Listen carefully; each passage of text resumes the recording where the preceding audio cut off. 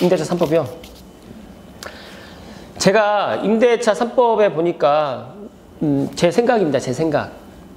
물론 세입자를 위한 법이라고 저는 생각을 하는데 반대로 생각을 하게 되면 이제 우리나라의 이제 전세제도는 이제 종말이 될 것이다. 이런 생각이 좀 들고요.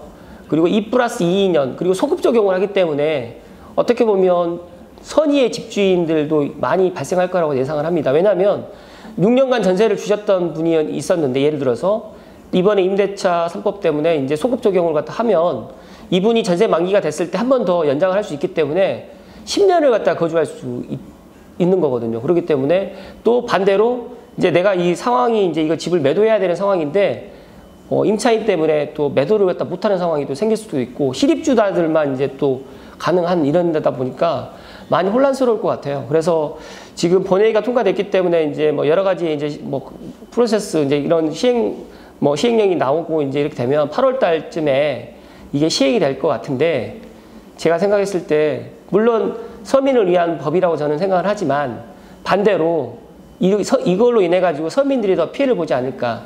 그리고 최근에 삼성에 있는 전세 가격이 상당히 많이 폭등했습니다. 삼성뿐만이 아니죠. 서울이 폭등했기 때문에 이제 삼성으로 이제 넘어오는 건데 삼성 같은 경우에도 지금 뭐 전세 가격이 뭐 20평대 같은 4억이 넘었고요. 30평대도 지금 5억이 넘어갔습니다. 그렇다고 하면 임대3법이 이제 적용됐어요. 그러면 이게 더 낮춰지는 게 아니라 더 높아질 거라 예상을 하고 반대로 또 이제 세입자들이 2년 있다가 2년을 더 살게 됐을 때 4년 후가 됐을 때는 더 큰 파장이 일어나지 않을까라고 조심스럽게 예상을 합니다. 이 갭 투자가 꼭 나쁜 것만은 아니에요. 왜냐하면 지금 저금리 시대다 보니까 이제 이거를 내가 이제 투자로 해서 이제 하시는 분도 있고 예를 들어서 이제 1주택에서 2주택으로 이제 넘어가시는 분들이 집이 매도가 안 되다 보니까 이 집을 갖다 매도하기 위해서 이제 어쩔 수 없이 매도가 안 되다 보니까 전세를 이제 주는 건데 이런 상황들도 선의의 또 피해자들이 또 생기는 거거든요. 그래서 저는 이 정부에서 이 법안을 갖다가 이제 집값을 잡기 위해서 이제 이렇게 이제 정책을 발표하는데 정말 꼼꼼하게 그리고 전문가들의 이야기를 들어보시고 정말 실무를 좀 아시는 분들이 정책을 입안을 했으면 더 좋겠다. 정말 부동산을 실제로 하시는 분들 뭐 강남, 강북, 뭐 강동, 강서, 경기도 이런 분들을 모여셔가지고 TF를 구성해서 국토교통부에 있는 분들하고 의견을 나눠가지고 이렇게 법안을 아니 정책을 갖다 폈으면 정말 더 좋지 않았을까라는 생각을 갖는데 이건 제 개인적인 바람이죠. 왜냐하면 지금 문재인 정부에서 부동산 정책을 22번이나 냈지만 집값을 잡기는커녕 더 많이 높여놨거든요.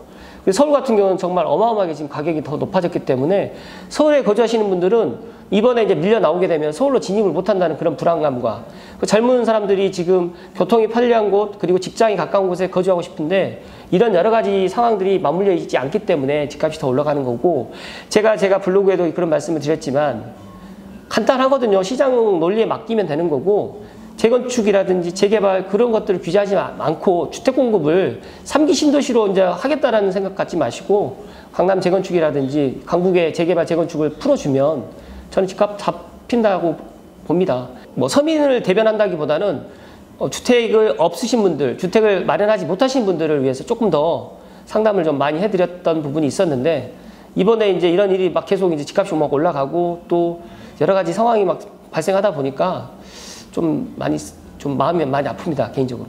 요즘에 하루 지나고 나면 또 새로운 부동산 정책과 또 여러 가지 또 상황들이 바뀌다 보니까 부동산을 투자하시는 분들이라든지 또 계약을 하셨던 분들이라든지 또 내 집을 갖고 계신 분들이 많이 불안해 하시는 게 사실입니다. 근데 불안해 하실 건 없고요.